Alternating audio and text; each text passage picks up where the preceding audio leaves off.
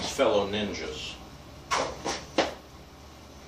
We're here for another training session of the New York Style Ninjutsu Foundation of America and Rock Fu, Rochester, New York Kung Fu experts, the top people on the East Coast, ready to take on the West Coast Kung Fu clowns, headed by Glenn P.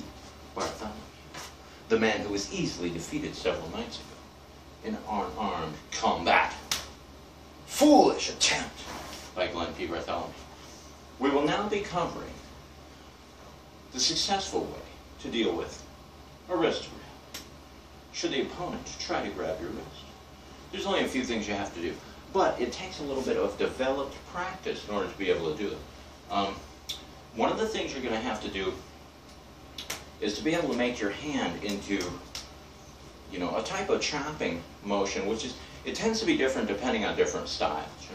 Karate people tend to almost do a more strict, rigid type of hand like this. Kung Fu people, sometimes it's a little more, the fingers kind of flay out a little more, and it's a little more rounded on the end.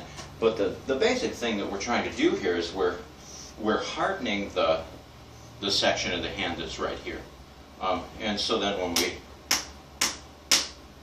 when we chop, we get that solid motion. The other thing is, you're going to want to work out, you're going to want to strengthen these muscle systems in here.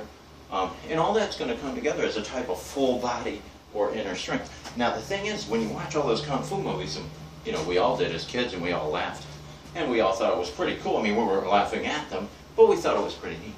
But a lot of it's true. The whole body has to be strong, and it enables you, it's the inner strength and the outer strength that enables you to do these things. And so that's the thing when you come into the wrist grab. In part it's technique, but there's an inner strength there, and there's a successive motion and skill that just makes it almost seem like, pulling a knife out of butter, trying to get someone off your wrist. So anyway, you may be ready to grapple and the opponent grabs your wrist and he's holding it tightly. Right? The first thing we're going to do is we're going to arc out. We're going to arc what little area we have to move in. And you see how I made that chop hand. And really what I'm going to do, I'm going to push it right through there. I'll show it kind of quick. The guy grabs and then, you just push it right through. And sometimes I'll actually do that where you're training like that. You're training the arc and the push. They're all happening together at once. What you really want to see though is, if you look at it from this angle, you can see that as you go up, really, the weak link in the chain here, if you look, you got 4 fingers and then you got 1 thumb. So the weak link in the chain is obviously the thumb, because without that, the grip isn't satisfactory. So when we do that arc, we're raising up to the level where we're almost out of that thumb already. And then when we push into the wrist, that's the final blow that's going to push it right off there. And so you have to develop that strength though, where you can push, if you ever watch the old Kung Fu movies, where they do this type of stuff and they go like,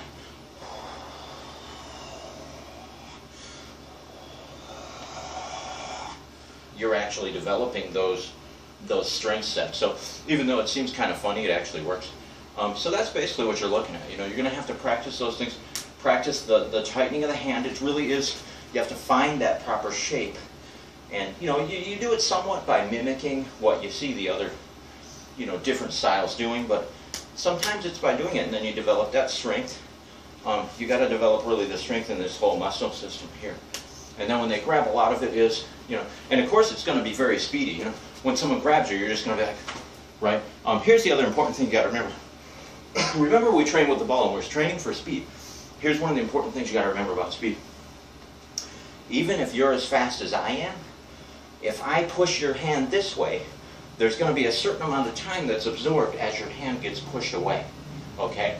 If I push you away with great force and come straight for you, like say these come straight for your eyeballs, the odds of you stopping that force and then moving your hand in this direction, when my hands are up here and yours are down there, and catching up to me or exceeding me in order to block that strike, not very likely. You know what I mean? And similar with anyone like that. So basically that's what you're looking at. When you get that system together, basically this guy, he's trying to grab you, he wants to wrestle or whatever. A lot of people figure, oh, you think you're Ninja Joe, I'll just wrestle you. That's all fine and dandy. I'm just not going to wrestle. So when he grabs, it's a, you know, you go through that arc, you push away, and then you go right for the strike, right? And it happens so quickly that you're actually pushing his arm out of the way, you know. And see what I'm saying? Like, by the time you shove his arm away, now you're coming up here with the high arm. There's no way that he can be pushing this way as you're going this way and then beat you to the whatever the strike zone is. So keep that in mind. Something to think about. This will be another training lesson. Don't let anyone know this on the West Coast. We're almost ready. The Ninjutsu Warriors are ready. We got a few more people to assemble on the team. But I think we're ready. I think we're going to come out this year. We're going to do really well against the West Coast. Glenn P. Bartholomew, he was defeated. Arnold was defeated in 1984 in the set of Terminator. Chuck Norris has a lot of West Coast schools. Chuck Norris is, Chuck Norris was a good competitor in his day. I actually learned a lot of things from Norris. One of the things was that crab movement style. If you watch Norris, you watch Tang Soo Do or the Korean styles, you will see that crab motion. A lot of it comes from swordsmanship, kind of like Bruce Lee. My friend Pat actually taught me this, Pat from Montreal, that Bruce Lee, a lot of his style came from French fighting with an épée, the very narrow sword that's almost just like a point. Because when you watch Bruce Lee, he'll kind of come out and go back like that on his toes, and that's actually épée fighting is what it is. But if you watch Chuck Norris and those guys, you'll actually see that crab walk. And that's really, what Bruce Lee is doing in essence is he's looking around at the different styles and he's saying, hey, that's cool, I'll incorporate that into my system. Maybe there's some flaw or vulnerability with this technique. And so, I'll shy away from it. I won't spend a lot of time focusing on it. And that's really what you're looking for here, In order for the East Coast Ninjutsu teams and martial arts teams to defeat the West Coast, we're going to have to pretty much focus on what the superior street fighting techniques are. We'll incorporate those into our systems. And, we're ready to go to town. While we have a minute, I'm going to cover one other thing real quick. This is where, if you watch people fight, when you watch MMA and that stuff, you'll see people, when they go to fight, like I said, they're good, they square off, they keep their guard, they go in and try to take a couple strikes, they know how to back away and get themselves out of a hot situation or whatever. One thing you don't see them do, though, which you may see a martial arts master do, you really look to Aikido and stuff like that. Some of the regular Korean arts and stuff may do this as well, but boxers and people who fight in rings, they tend to wait for the opportunity. Martial arts masters may create an opportunity, and I will show you how you do this. Really, the fighting systems are very simple. You got 2 arms, 2 legs, you got a head, but it's way back here. Once you become adept at your stances and your blocking and stuff, it's very hard for them to get you with the legs or the hands, because you can do that in your sleep. Somebody moves, boom, bang, you're there. It's not that hard to do. The thing is, creating an opportunity to defeat your opponent, you're most likely going to have to go to the inside, unless you had some kind of wrist lock. If he reaches up and grabs you, maybe you can give him a wrist lock or something like that. But for the most part, you're trying to get inside to get to these vulnerable points. What I mean by creating an opportunity is there's certain aspects about a person that are fundamental to human development or physiology, I guess Dr. Glenn Bartholomew would say. I will admit he's probably much more educated in that field than I am. Now, basically what it is this. People's bodies are made so that their arms, tend to come towards you in this way. If I take a person and pull this arm this way, it's hard for him to get me with this arm because he doesn't have much swing power. He can swing all he wants, not going to get a lot of power. So that gives me, I don't have to hold him there for 10 minutes. That gives me a momentary opportunity. So if you were there and the opponent reaches out, let's say he reaches out with his right hand, he's trying to strike, chop, whatever he's trying to do, right? So let's say I'm him. That opponent, let's say he reaches left. Let's go left. So he's coming from this side, coming towards me, right? Basically, this is a type of crossover, what I like to call the handoff, Basically, like I said, if I was standing here and I'm in this, kind of innocuous guard position, and I'm standing there, bodyguard or whatever the hell I think I'm doing, suddenly someone reaches out. They're attending, my peripheral vision sees a movement, it goes to block, okay, it pushes this way, and then this hand crosses over and grabs, right? Now, the person who has reached with his left hand, like we said, he's now been turned this way.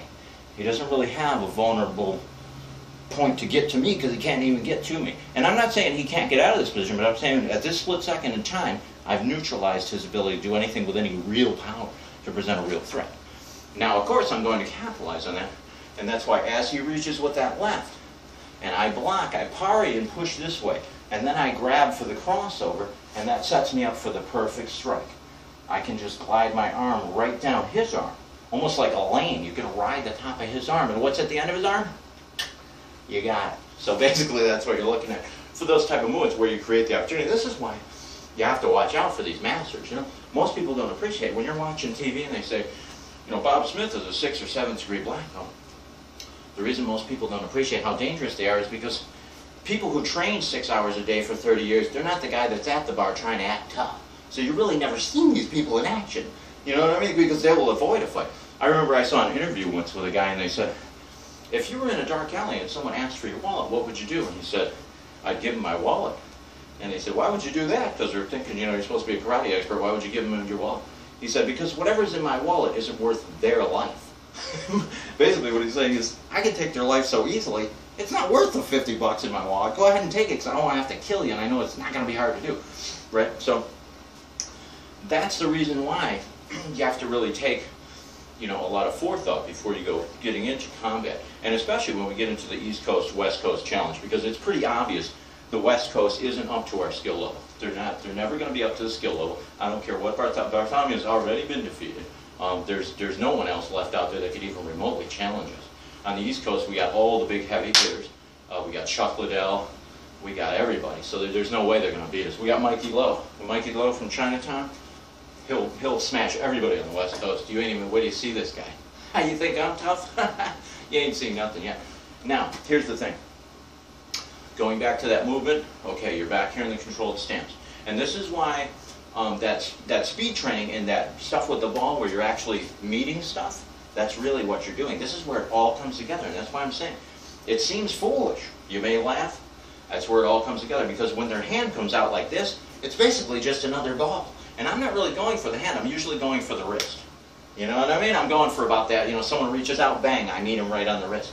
But the thing is, by developing those skills with the ball, where you can just, basically you can be at damn near any distance from 1 to 10 feet, bang, you're right there and you got them exactly where you want.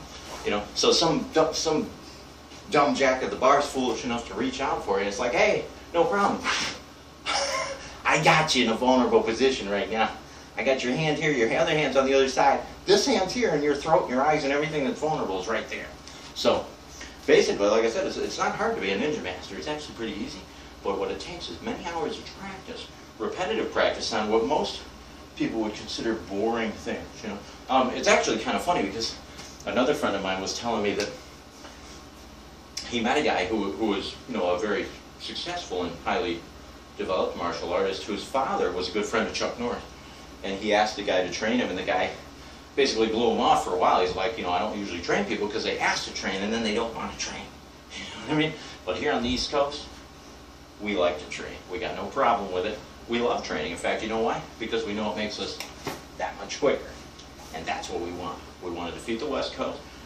There's nobody out there who can beat us. When we meet up for the October 13th Nationals, it's a wrap for the West Coast. Everybody be there, get your tickets early. Dial 1-800, beat the West Coast.